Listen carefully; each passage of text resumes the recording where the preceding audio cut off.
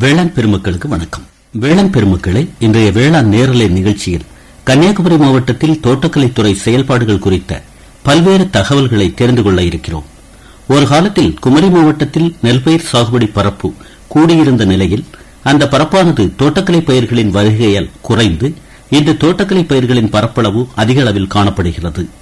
எனவே தோட்டக்கலை பயிர்கள் சாகுபடியை ஊக்குவிக்கும் விதமாக தோட்டக்கலைத்துறையானது என்னென்ன நடவடிக்கைகளை எடுத்து வருகிறது, செயல்படுத்தப்படும் மத்திய மாநில அரசு திட்டங்கள் என்னென்ன, திட்டங்களின் பயன்கள் விவசாயிகளை சென்றடைவதற்காக கையாளப்படும் நடவடிக்கைகள் என்னென்ன, சாகுபடியின் போது உர மேலாண்மை, நீர் மேலாண்மை, நோய்கள் பூச்சிகளை கட்டுப்படுத்தும் வழிமுறைகள், சந்தைப்படுத்துதலுக்கான ஆலோசனைகள் எவ்வாறு வழங்கப்படுகிறது, இப்படியான பல்வேறு தகவல்களையும் தெரிந்து கொள்ளும் ஆர்வத்தில் குமரி பண்பலையானது நேரலை நிகழ்ச்சியை ஏற்பாடு செய்துள்ளது.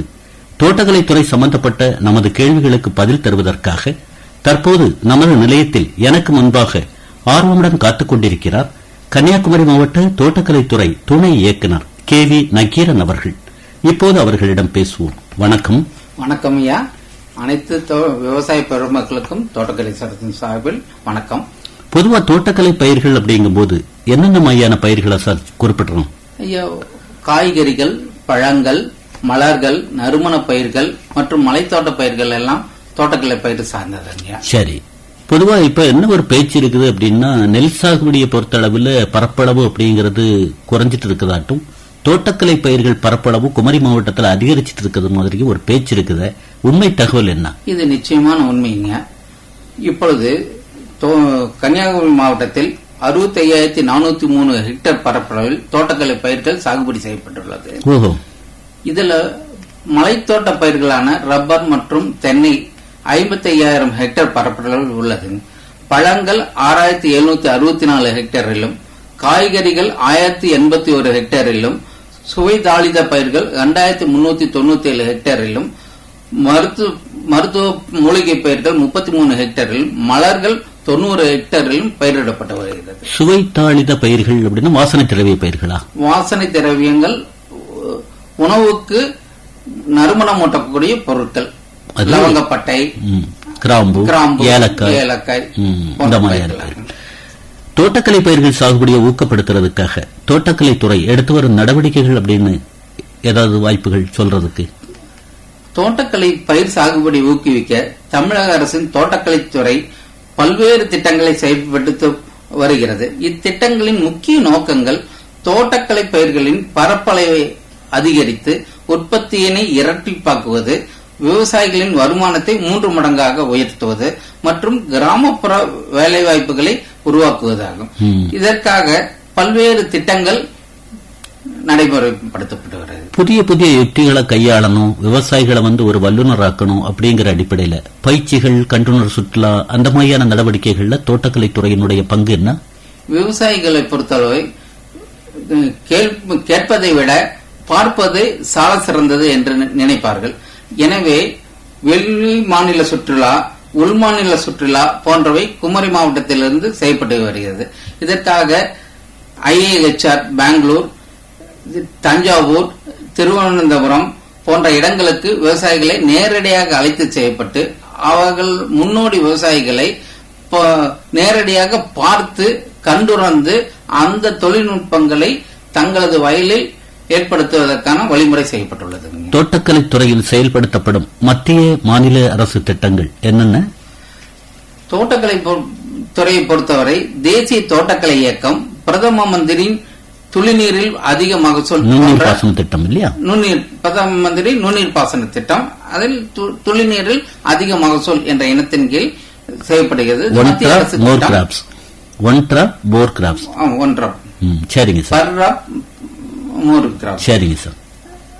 மாநில அரசு திட்டமாக மாநில தோட்டக்கலை வளர்ச்சி திட்டம், கலைஞரின் அனைத்து கிராம ஒருங்கிணைந்த வேலைவாய்ப்பு திட்டம், பனை மேம்பாட்டு இயக்கம், ஊட்டச்சத்து வேளாண்மை இயக்கம் போன்ற திட்டங்கள்லாம் செயல்படுத்தப்படுகிறது. தேசிய வேளாண் வளர்ச்சி திட்டம் அப்படின்னா அதுல என்னென்ன உட்படும்?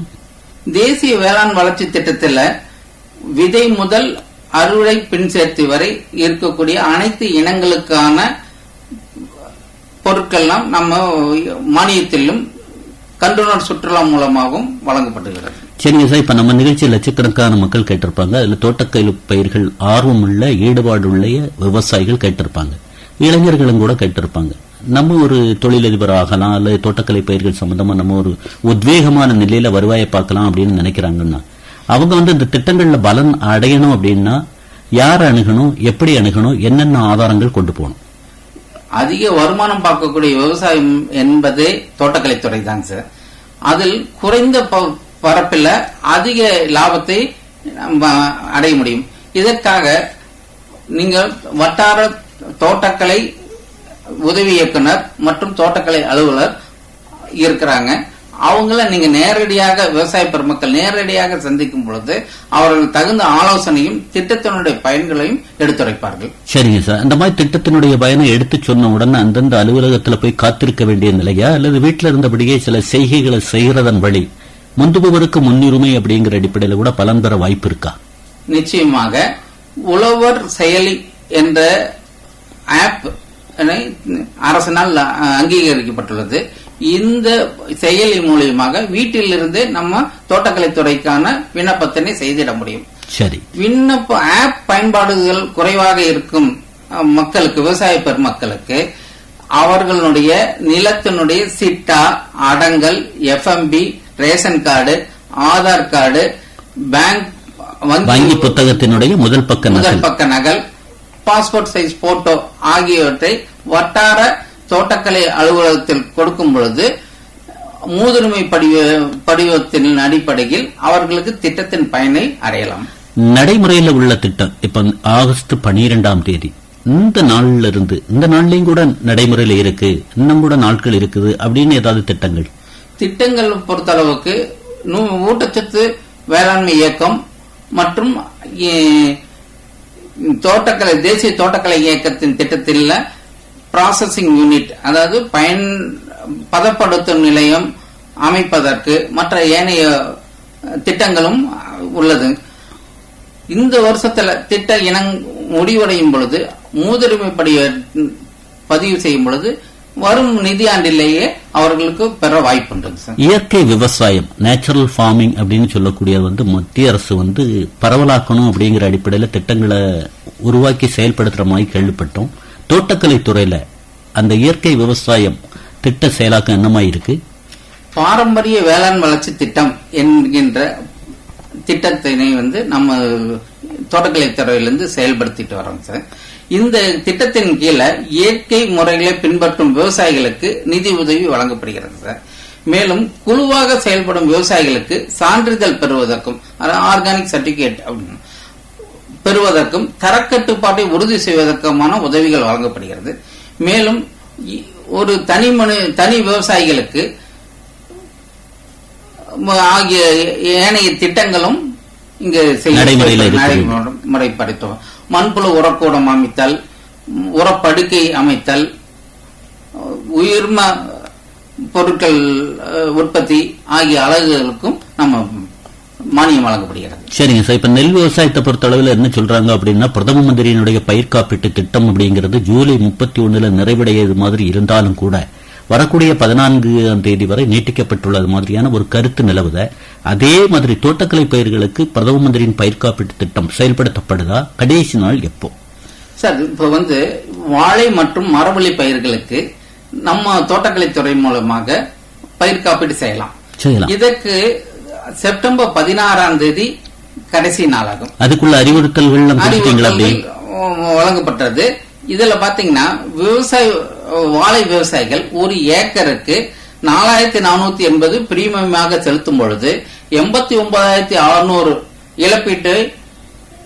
இழப்பீட்டினையும், மரவள்ளி விவசாயிக்கு ஏக்கருக்கு பிரீமியமாக 1465 செலுத்தும் பொழுது 29,750 மதிப்பிலான இழப்பீட்டினை பெறவும் வாய்ப்புள்ளது சார்.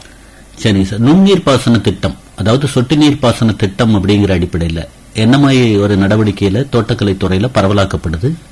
நுண்ணீர் பாசன திட்டம் இனி வரும் காலங்களில் இன்றியமையாத ஒன்று. பயிருக்கு தேவையான பாசன நீர் அறிவியல் முறையில் கணக்கிடப்பட்டு சரியான அளவு மட்டுமே நுண்ணீர் பாசனத்தில் கொடுக்கப்படும். வேர் பகுதியில் மட்டுமே நீர் பாய்ச்சுவதால் நீர் 33% மிச்சமாகிறது. விரயம் தவிர்க்கப்படுது.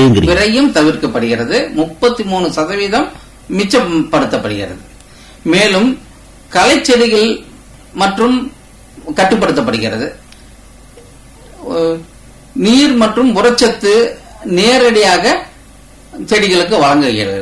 குமரி மாவட்டத்தில் இதுல வரவேற்பு என்னமாய் இருக்குன்னு நினைக்கிறீங்க சார்? குமரி மாவட்டத்தை பொறுத்தளவுக்கு நம் தோட்டக்கலைத்துறையின் மூலமாக 34 லட்சம் உத்தேச நிதி இலக்கு தோட்டக்கலைத்துறைக்கு அளிக்கப்படுகிறது.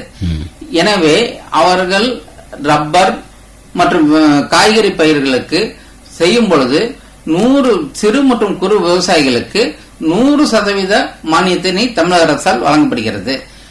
மேலும் இதர விவசாயிகளுக்கு 75% பிரதம மந்திரி நுண்ணீர் பாசன திட்டத்தின் கீழ் வழங்கப்படுகிறது சார். குமரி மாவட்டத்தை பொறுத்தளவுல எப்படிப்பட்ட திட்டங்கள் இருக்குது அப்படிங்கறத கிராமமா களத்து மேட்ல சொல்ற மாதிரியான நடவடிக்கைகள் தோட்டக்கலைத்துறை கையாளுதா? இப்படி தேனி மாதிரி களத்துக்கே சென்று அனைத்து திட்டங்களும் எங்கள் தோட்டக்கலை உதவி அலுவலர்கள் மூலம் செய்யப்படுகிறது. மேலும் உங்களை போல வானொலி மூலமாகவும் மற்றும் செய்தித்தாள்களிலும் விளம்பரப்படுத்தப்படுகிறது சார். புதிய பயிர்கள் ஏதாவது இப்ப கூட என்ன சொல்றாங்க அப்படின்னா, புதிய வகை பழச்செடிகளை நீங்க ஊக்கப்படுத்திட்டு வருமாய், தோட்டக்கலைத்துறை ஊக்கப்படுத்திட்டு வருமாய் செவி வழி செய்தி விவசாயிகள் மத்தியில் பேசுறத கூட கேட்கிறேன். அப்படி என்ன திட்டம் இருக்குது சார்? பழைய ரப்பர் மரங்கள்லாம் மாற்றப்பட்டு தற்பொழுது ரம்பூட்டான் போன்ற பலன் அதிகமாக கொடுக்கக்கூடிய லிச்சி, ரம்பூட்டான் போன்ற மாற்று பயிராக செய்யறதுக்கு பரப்பு விரிவாக்கம் செய்யப்படுகிறது. மேலும் பாத்தீங்கன்னா பழா அப்படிங்கிறது இங்க கன்னியாகுமரி மாவட்டத்தில் ஏகமாக பயிரிடப்பட்ட முக்கணிகளில் ஒன்று. அதுல பாத்தீங்கன்னா இதுவரையும் மஞ்சள் நிறத்தில் இருக்கின்ற பலா செடிகள் அதிகமா இருக்கு. இப்போ தோட்டக்கலைத்துறை இந்திய தோட்டக்கலை வாரியம் IAHR சிவப்பு வண்ண சித்து, சங்கரா போன்ற ரகங்களை தேர்வு செய்து இங்கே உற்பத்தி செய்து விவசாயிகளுக்கு வழங்கலாம் சார். சரி, என்னதான் ஒரு ஈடுபாடு காட்டினாலும் கூட மகசூல் அப்படிங்கிற ரீதியில வரும்போது மதிப்பு கூட்டல் அப்படிங்கிற தன்மையில அவங்களுக்கு ஒரு ஊக்கம் கொடுக்கறது வழிதான் மதிப்பா வாழ முடியும் அப்படிங்கிறது ஒரு அழுத்தமான பேச்சா இருக்கக்கூடிய நிலையில மதிப்பு கூட்டலுக்காக, சந்தைப்படுத்தலுக்காக தோட்டக்கலைத்துறை என்ன வழிகாட்டுதல் கொடுக்குது விவசாயிகளுக்கு? மதிப்பு கூட்டு பொருளுக்காக நிறைய திட்டங்கள் இருக்கு. அதுல ஒன்று பாத்தீங்கன்னா நம்ம குமரி மாவட்டத்துல பலா மரத்துக்கு பலா பயிருக்காகவே மினிமல் ப்ராசஸிங் யூனிட் அப்படிங்கிற பதனிடும் அலகினை சுமார் 40 லட்சத்துக்கு நீங்கள் செய்யும் பொழுது 35% மானியமாக சுமார் 12.5 லட்சம் வரை மானியம் வழங்கப்படுகிறது. 35 லட்சம் 40 லட்சம் 35% அப்படின்னு சொல்லும் போது குமரி மாவட்டத்துல யாராவது அனுபவிக்கிறாங்களா? அல்ல அனுபவிக்கக்கூடிய நிலையை நாங்க ஏற்படுத்திட்டு வரோங்கிறீங்களா? ஏற்படுத்திட்டு வரோம் சார். இது புதியதான ஒரு திட்டம். மேலும் பாத்தீங்கன்னா ஒரு பழமோ அல்லது மலர்களோ ஒரு வயலில் இருந்து களத்து மேட்டிலிருந்து வீட்டுக்கோ அல்லது இடத்துக்கு செல்லும் பொழுது அதனுடைய வெப்பநிலை மாறும். அதுக்காக ப்ரீ கூலிங் யூனிட் என்கின்ற ஒரு அலகினை 8.75 லட்சம் நாங்க மானியமா கொடுக்கறதுக்கு இந்த வருஷம் முடிவு செஞ்சிருக்கோம் சார். சரிங்க சார், நீங்க இப்ப புதுசா தோட்டக்கலைத்துறை துணை இயக்குநராக குமரி மாவட்டத்தில் பதவியேற்றிருக்கீங்க. குமரி மாவட்டம் பத்தி உங்களுடைய மதிப்பீடு என்ன சார்? குமரி மாவட்டங்கிறது காட் கிரேஸ், அதாவது கடவுளின் மாவட்டம் தான் சொல்லலாம். கடவுள் அருளாசி பெற்ற மாவட்டம். இங்க பாத்தீங்கன்னா ஆண்டு முழுவதும் மழை செழிப்பான மாவட்டம், நீர் நிறைந்த மாவட்டம், மழைப்பொழிவும் ஆண்டு முழுவதும் கிடைக்கிறது. சரிங்க சார், இப்ப நம்ம நிறைய பேசணும், இருந்தாலும் நம்மளுடைய நேரம் அப்படிங்கறது அட்டவணைக்கு உட்பட்டதுனால உங்களுடைய அலைபேசி ஒண்ணு சொல்லாமா? எனது அலைபேசி எண் 9865331282. நான் கூட ஒருக்க சொல்லலாம் அப்படின்னு நினைக்கிறேன். 9865331282. கன்னியாகுமரி மாவட்டத்தில் தோட்டக்கலைத்துறை செயல்பாடுகள் குறித்தும் மத்திய மாநில அரசு திட்டங்களை பயன்படுத்துவதில் விவசாயிகளின் ஆர்வத்தையும் எல்லோரும் புரிந்து கொள்ளக்கூடிய வகையில் தெளிவா எடுத்துச் சொல்லியிருக்கீங்க. உங்களுக்கு குமரி பண்பலை சார்பாக மனமார்ந்த நன்றி. மிக்க நன்றிங்க சார். வாய்ப்பு அளித்து விவசாயிகளுடன் உரையாடுவதற்கு வாய்ப்பு கொடுத்த குமரி பண்பலைக்கு தோட்டக்கலை துறை சார்பாகவும் என்னுடைய சார்பாகவும் நன்றி என்று தெரிவித்துக் கொள்கிறேன். இதுவரை கன்னியாகுமரி மாவட்டத்தில் தோட்டக்கலைத்துறை செயல்பாடுகள் வேளாண் நேரலை கேட்டீர்கள். நேரலையில் பங்கேற்றவர் கன்னியாகுமரி மாவட்ட தோட்டக்கலைத்துறை துணை இயக்குநர் KV நக்கீரன் அவர்கள். உடன் உரையாடியவர் தேரூர் S. சிவசுப்பிரமணிய பிள்ளை. நிகழ்ச்சிக்கு தொழில்நுட்பம் யூசப் ஜெயக்குமார் ஆகியோர்.